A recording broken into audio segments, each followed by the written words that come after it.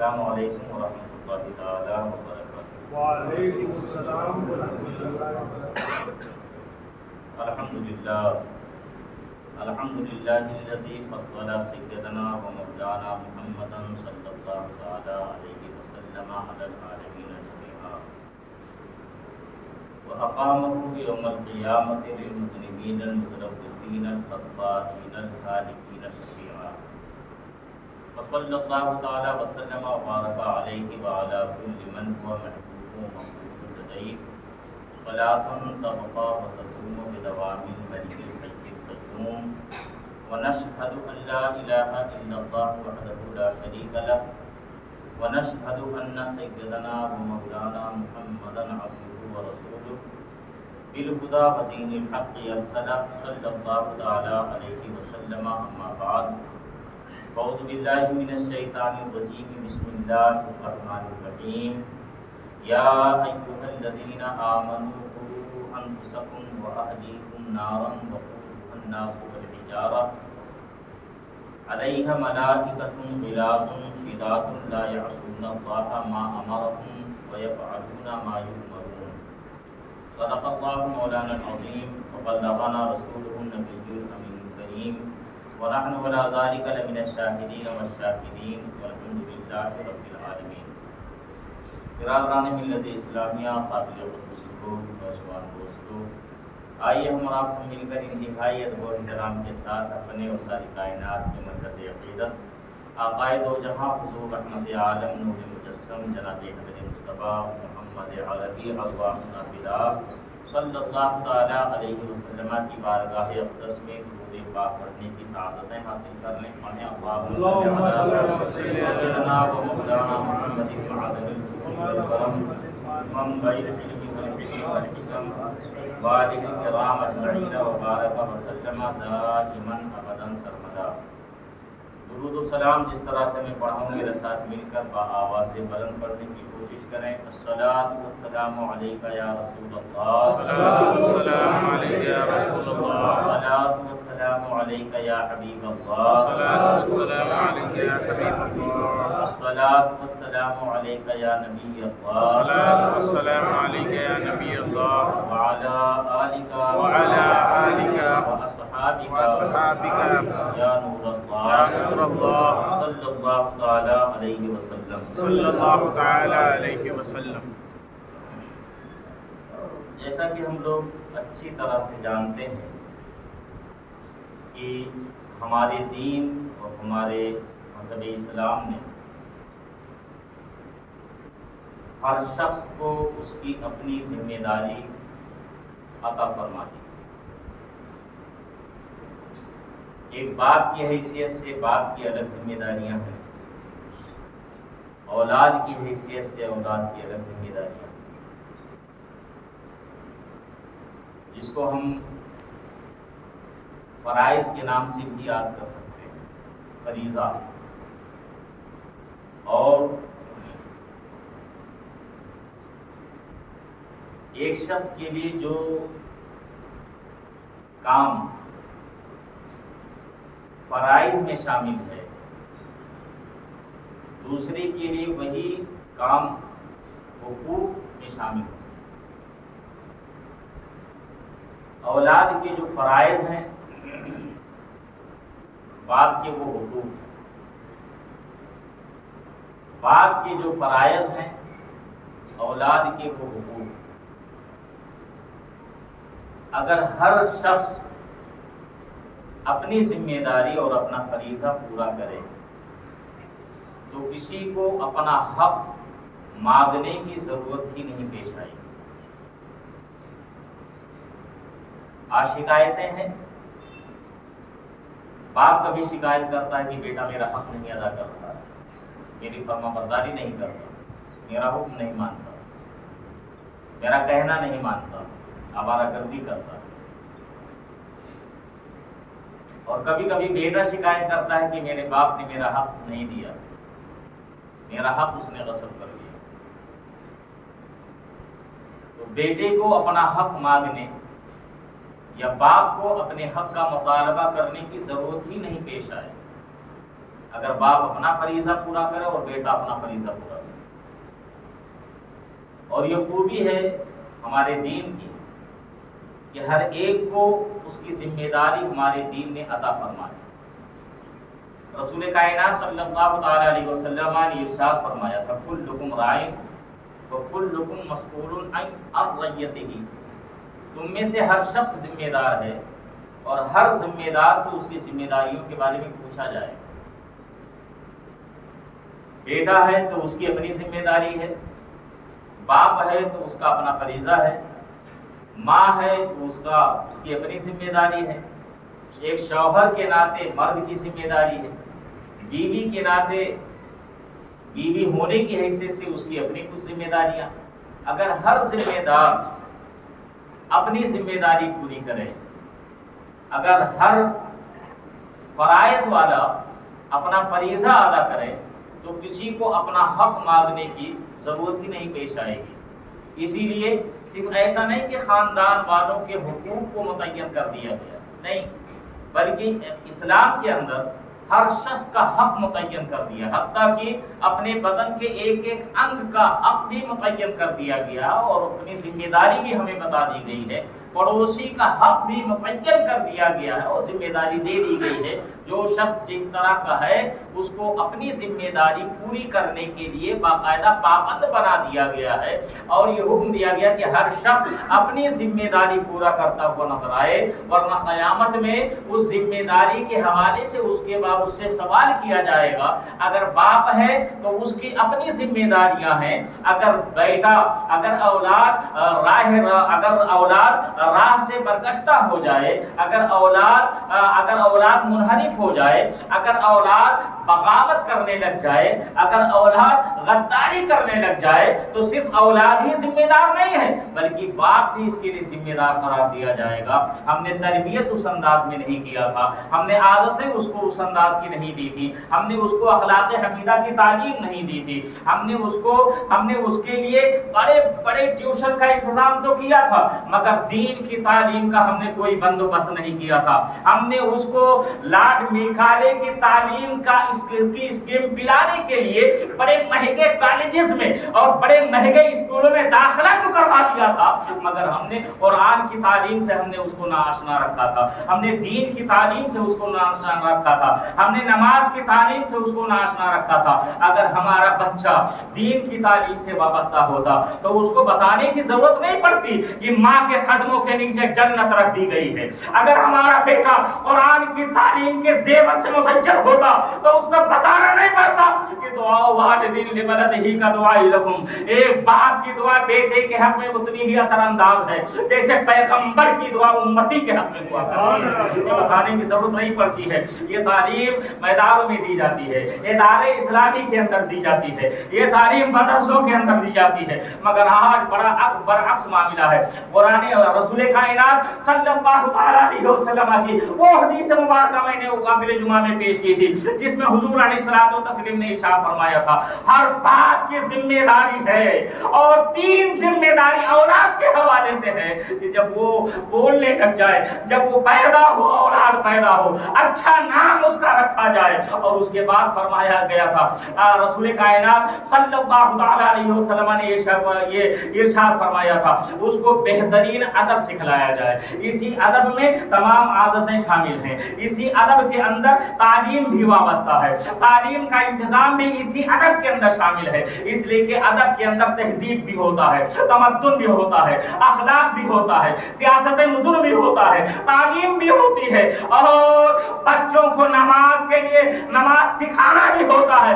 اسی ادب کے اندر یہ تمام چیزیں شامل ہوتی ہیں. اپنے بڑوں کا ادب بھی اسی ادب کے اندر شامل ہوتا ہے، اپنے سے چھوٹوں کے ساتھ محبت کے ساتھ پیش آنا بھی اسی ادب کے اندر شامل ہے. ایک جملہ رسول کائنات صلی اللہ تعالی علیہ وسلم نے ہمیں عطا فرما دیا، ایک حکم اللہ کے رسول صلی اللہ تعالی علیہ وسلم نے ہمیں عطا فرما دیا اور اس حکم کے اندر اندر اور اس ایک جملے کے اندر زندگی کے بے انتہا باب رکھ دیے گئے ہیں. اور یہ تمام چیزیں ایک باپ کی ذمہ داری بنتی ہے کہ اپنے بیٹے کو ان تمام اپنے بیٹے کے ان تمام حقوق کو ادا کرتا ہوا نظر آئے, اپنی ذمہ داری پورا کرتا ہوا ادب سکھائے اسے.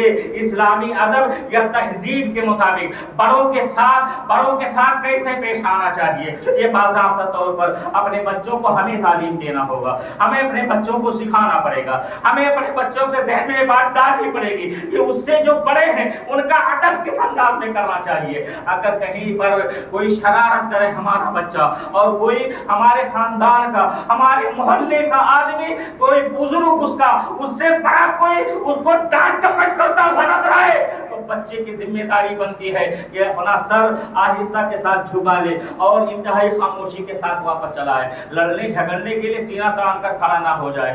مگر آج تو ماحول ہی بالکل بڑا گندا ہوتا چلا جا رہا ہے. کسی کے بچے کو اگر ذرا سی ڈانٹ پڑ جائے اس کی غلطی کی بنیاد پر, اس کے جرم کی بنیاد پر, تو باپ اور ماں اس ڈانٹنے والے سے لڑائی کرنے کے لیے تیار ہو جاتے ہیں. یہ نہیں سمجھتے ہیں کہ ہمارے بچے کو ادب سکھلایا جا رہا ہے, ہمارے بچے کو تعلیم دی جا رہی ہے, ایک طرح سے ہمارے بچے کو ادب کے گوہر سے مالا مال کیا جا رہا ہے. اس لیے ذمہ داری ہمیں سمجھنی ہوگی.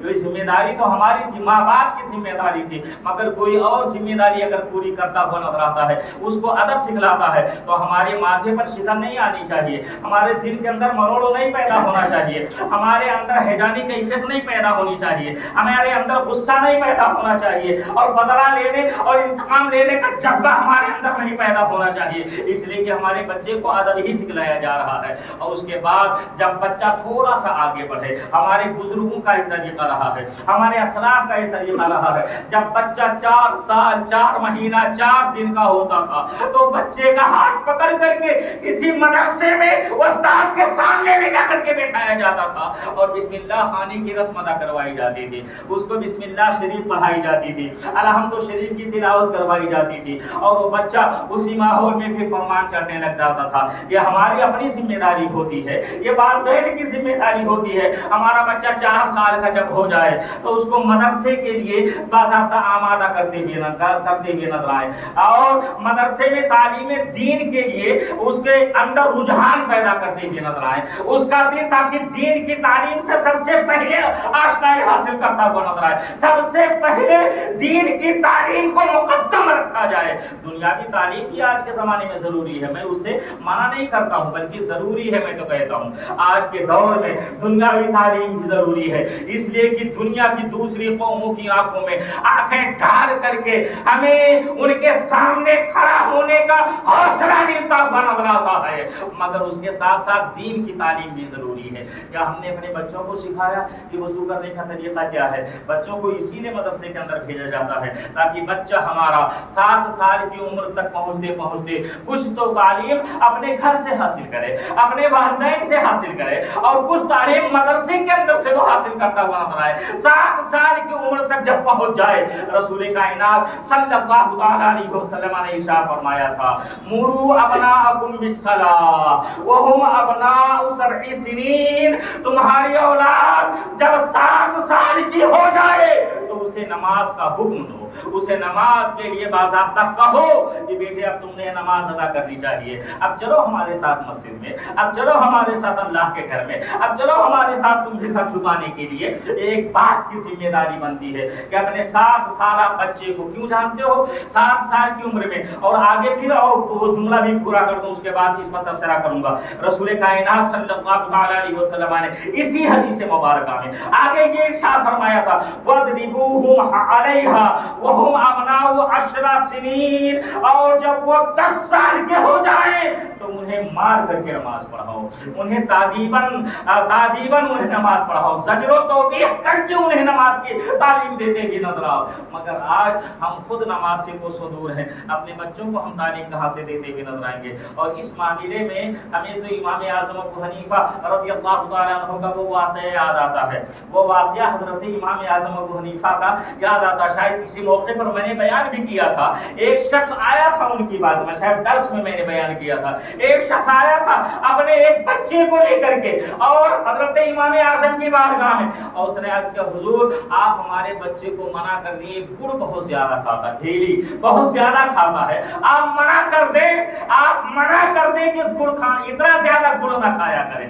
حضرت امام اعظم ابو حنیفہ نے فرمایا ٹھیک ہے لے جاؤ اسے، ایک ہفتے کے بعد آنا پھر میں اس کو منع کروں گا۔ چنانچہ وہ اس کی سمجھ میں تو کچھ نہیں آیا، مگر ایمان کا حکم تھا، وہ واپس چلا گیا اپنے بچے کو لے کر کے۔ ایک ہفتے کے بعد دوبارہ آیا، حضرت امام اعظم ابو حنیفہ نے اس بچے کو اپنے سامنے بٹھایا اور اسے سمجھایا اور زیادہ گڑ کھانے کے جو نقصان ہوتے ہیں اس نقصان کے بارے میں بچے کو آگاہ کیا، کہا بیٹا اتنا زیادہ گڑ مت کھایا کرو، بلا شبہ میٹھی چیز اچھی ہے اور میٹھا رسول کائنات صلی اللہ تعالی علیہ وسلم کو بھی پسند تھا۔ عن ابی ہریرہ رضی اللہ تعالی عنہ قال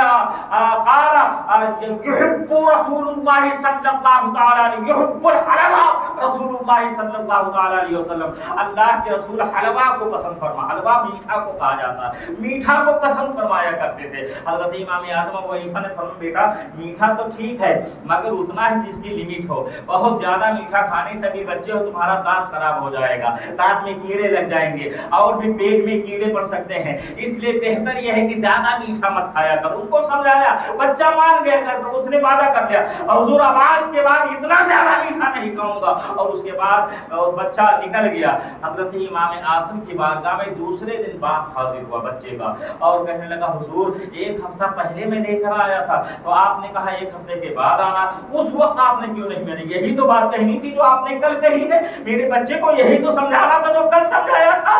حضرت امام اعظم ابو حنیفہ نے فرمایا جب تم ایک ہفتہ پہلے آئے تھے تو اس وقت میں بھی گڑ زیادہ کھایا کرتا تھا، اس لیے میں نے مناسب نہیں سمجھا کہ جو میں زیادہ استعمال کرتا ہوں ایک بچے کو اس کی کمی کے لیے تعلیم دیتا ہوا نظر آؤں، اس لیے میں نے ایک ہفتے کے بعد تمہارے بچے کو بلایا، میں نے بھی گڑ کھانا کم کر دیا، اس لیے تمہارے بچے کو میں نے تعلیم دی ہے، اس لیے تمہارے بچے کو میں نے روکا ہے۔ میں یہی تو عرض کرنا چاہتا ہوں، یہی تو بتلانا چاہتا ہوں، آج ہم کیا اپنے بچوں کو نماز کی تعلیم دیں گے، اپنے بچوں کو ہم کیا اپنے ساتھ مسجد کے اندر لے کر آئیں گے، جبکہ ہمارا اپنا خود مزاج یہ ہے کہ نماز کے ٹائم ہم اور کہیں گھومتے ہوئے نظر آتے ہیں، نماز کا وقت جب ہوتا ہے تو ہم دوستوں کے ساتھ بیٹھ کر کے گپ کرتے ہوئے نظر آتے ہیں اور ان کے ساتھ دنیا بھر کی دنیا جہان کی باتیں اور لایانی گفتگو کرتے ہوئے نظر آتے ہیں۔ نہیں ایسا اب نہیں ہوگا، ایسا نہیں ہونا چاہیے، بلکہ ہماری جو ذمہ داری بنتی ہے ہم کم سے کم اپنی ذمہ داری کو پوری کرتے ہوئے نظر آئے۔ ایک باپ اپنے بیٹے کے لیے مشعل راہ ہوا کرتا ہے، ایک باپ اپنے بیٹے کے لیے رہبر ہوا کرتا ہے۔ اگر باپ نمازی ہے تو بیٹا بھی نماز پڑھتا ہوا نظر آئے گا، اگر باپ دیندار ہے تو بیٹے کے اندر بھی دینداری پیدا ہوتی ہوئی نظر آئے گی، اور ایک ماں اپنی بیٹی کے لیے ایک معیار ہوتی ہے، اپنی بیٹی کے لیے ایک نمونہ ہوتی ہے، اپنی بیٹی کے لیے ایک آئیڈیل ہوتی ہے۔ اگر ماں قرآن پڑھنے والی ہوتی ہے تو بیٹیاں بھی قرآن پڑھتی ہوئی نظر آتی ہیں، اگر ماں نماز کی پابندی کرتی ہوئی نظر آتی ہے تو بیٹیاں بھی نماز کی پابندی کرتی ہوئی نظر آتی ہیں، اگر ماں اللہ و رسول کی فرما برداری کرنے والی ہوتی ہے تو ہمارے گھر کی بیٹیاں بھی باضابطہ طور پر اللہ و رسول کی فرما برداری کرتی ہوئی نظر آتی ہیں، اور شروع سے ان کے ذہن میں نہیں بلکہ ان کی گھٹی میں ڈال دیا جاتا ہے تم اسلام کی شہزادی ہو، تم اسلام کی خاتون ہو، تم اسلام کی بیٹی ہو، اور اسلام اپنی بیٹیوں کو سب سے زیادہ عزت دیتا ہے، اسلام اپنی بیٹیوں کی عزت کی حفاظت کی تعلیم دیتا ہوا نظر آتا ہے، اسلام اپنی بیٹیوں کو ایک دائرے میں رہ کر کے زندگی بسر کرنے کی تعلیم دیتا ہوا نظر آتا ہے۔ اگر یہ ہم نے کیا ہوتا تو آج ہمیں بہت دن دیکھنا پڑنا پڑتا، آج ہماری بیٹیاں غیروں کا شکار نہ ہوتی، آج ہمارے گھر میں اندر صفے ماتم بچھی ہوئی نظر نہ آتی، آج ہمارا پورا معاشرہ بدنام ہوتا ہوا نظر نہ آتا، آج ہماری عزتیں پامال ہوتی ہوئی نظر نہ آتی، آج ہماری عصمتوں کا سودا نہ کیا جاتا، آج ہماری چادر عصمت کو تار تار نہ کیا جاتا۔ اگر ہم نے اپنی بیٹیوں کو تعلیم دی ہوتی کہ صرف دوستی اپنے عمر کی بچیوں کے ساتھ ہی کی جائے، مگر آج تو لاڈ نکالے کی تعلیم نے، آج تو انگریزوں کی تعلیم نے اس قدر بے باک بنا دیا ہے، اس قدر نڈر بنا دیا ہے۔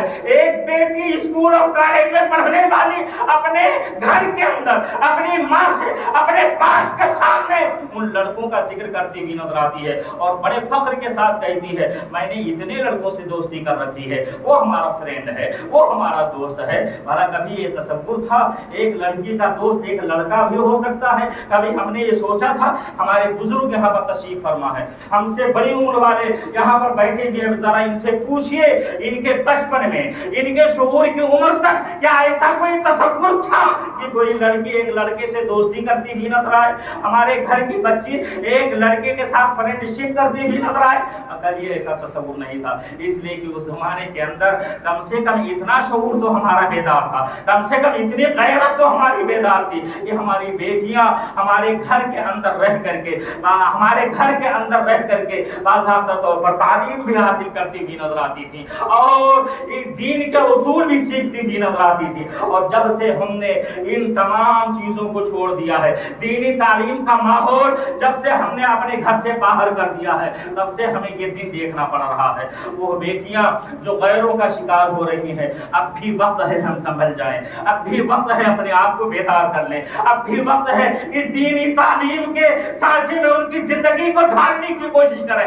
ایک ماں اپنی بیٹی کے ساتھ جب ملاقات کرے، جب بیٹھے اس کے ساتھ، تو دین کی تعلیم شیئر کرتی ہوئی نظر آئے۔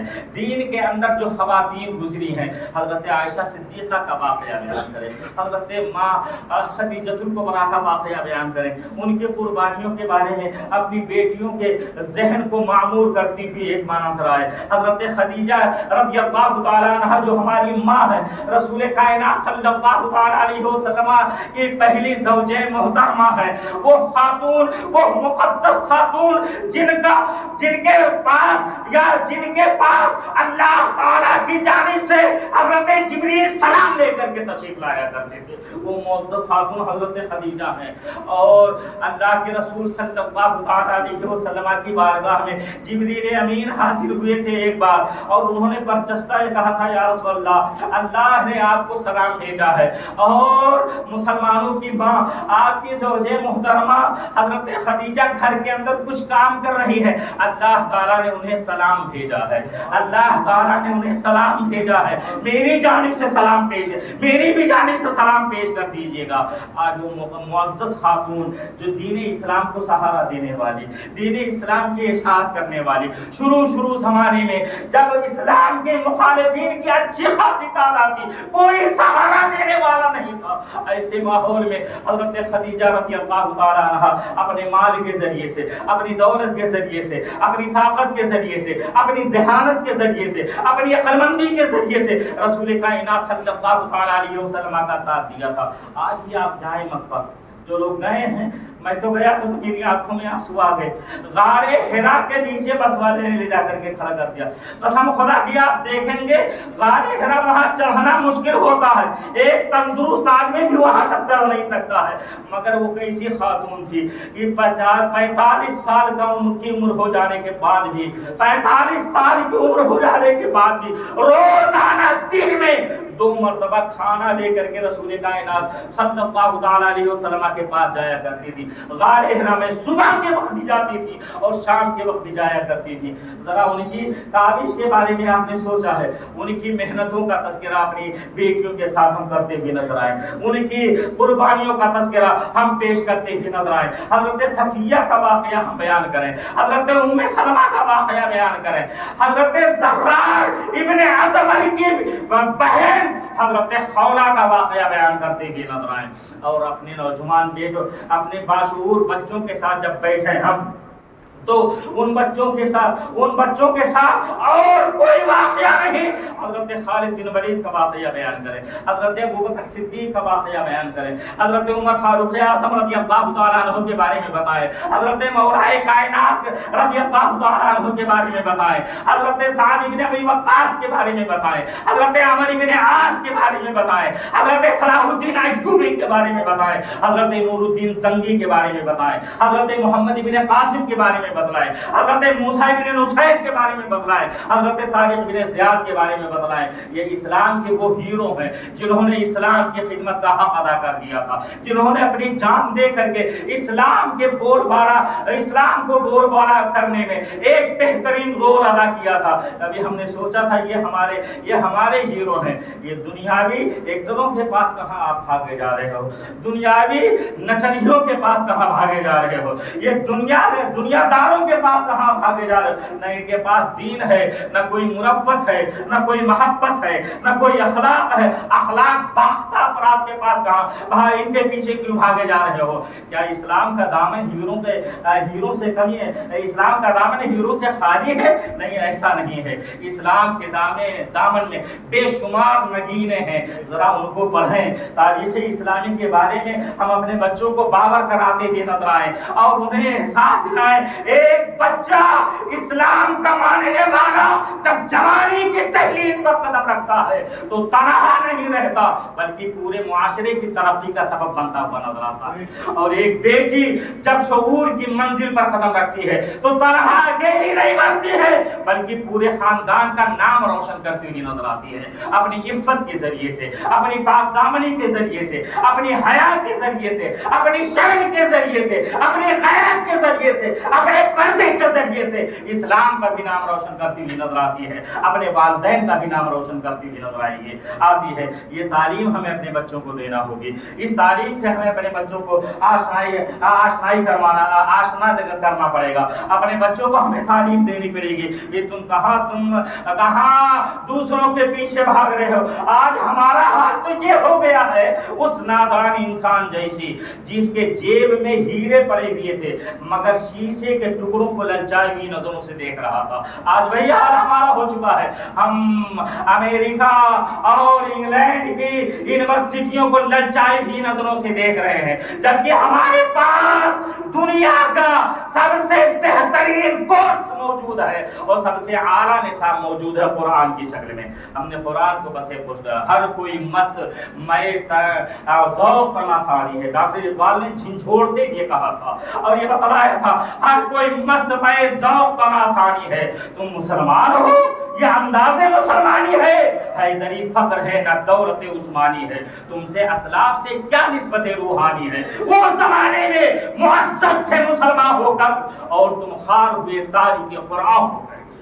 آپ اندازہ لگائیں آج ہمارے اپنے کردار نے, ہماری اپنی عادتوں نے ہمارے بچوں کو بے راہرو بنا دیا ہے, ہمارے بچوں کو گمگشتہ راستہ بنا دیا ہے. ہماری اپنی ذمہ داریاں ہیں یا نہیں؟ ایک زمانہ گزر گیا ہے, ہم نے اپنی ذمہ داریوں کو بالکل چھوڑ دیا ہے. ہماری ماؤں نے, ہماری بہنوں بیٹیوں نے اپنی ذمہ داریوں کو چھوڑ دیا ہے. اگر گھر کے اندر دینی ماحول پیدا کرنے کی کوشش کریں تو آج بھی ہمارے اندر ایک بہترین سدھار پیدا ہو سکتا ہے. آج بھی ہمارے اندر ایک بہترین معاشرہ جنم لے سکتا ہے. آج بھی ہماری بیٹی دنیا کی سب سے بہترین بیٹی بنتی ہوئی نظر آئے گی. ہمارا بیٹا ایک بہترین بیٹا بنتا ہوا نظر آئے گا. ذمہ داریاں ہماری بھی ہیں, ان ذمہ داریوں کو ہم پوری کرتے ہوئے نظر آئیں.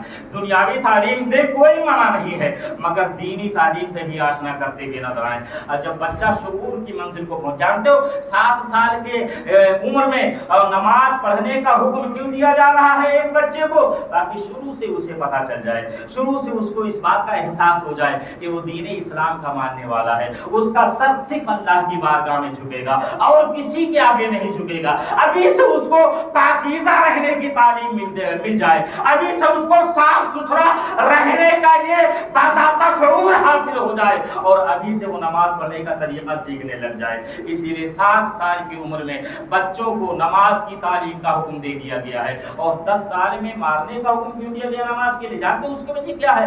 جب بچے کی عمر 10 سال ہو جاتی ہے تو اس کے اندر سرکشی کا جذبہ پیدا ہوتا ہے, اس کے اندر بغاوت کا جذبہ پیدا ہوتا ہے, اس کے اندر نافرمانی کا جذبہ پیدا ہوتا ہے, اس کے اندر حکم عدولی کا جذبہ پیدا ہوتا ہوا نظر آتا ہے, اس کے اندر اعراض کا جذبہ پیدا ہوتا ہوا نظر آتا ہے, اس کے اندر برگشتگی کا جذبہ پیدا ہوتا ہوا نظر آتا ہے, اس کے اندر انحراف کا جذبہ پیدا ہوتا ہوا نظر آتا ہے. اس لیے بچے کو نماز نہ پڑھنے کی بنیاد پر ہاتھ سے، لکڑی سے نہیں، ہاتھ سے مارنے کا حکم دیا گیا ہے، تاکہ اس کو احساس ہو سکے کہ وہ باپ جو ابھی تک ہم سے محبت کرتا تھا، ابھی تک میری ہر ضد پوری کرتا ہوا نظر آتا تھا، یہ دین کا ستون، یہ دین کا رکن نماز اس قدر اہم ہے کہ محبت کرنے والا باپ بھی ضرب لگا سکتا ہے، محبت کرنے والا باپ بھی اپنا ہاتھ اٹھا سکتا ہے، محبت کرنے والا باپ بھی سزا دے سکتا ہے. اس کو اس بات کا احساس ہو گئے. اور یہ کوئی ظلم نہیں ہے، بلکہ میں حضرت سیدنا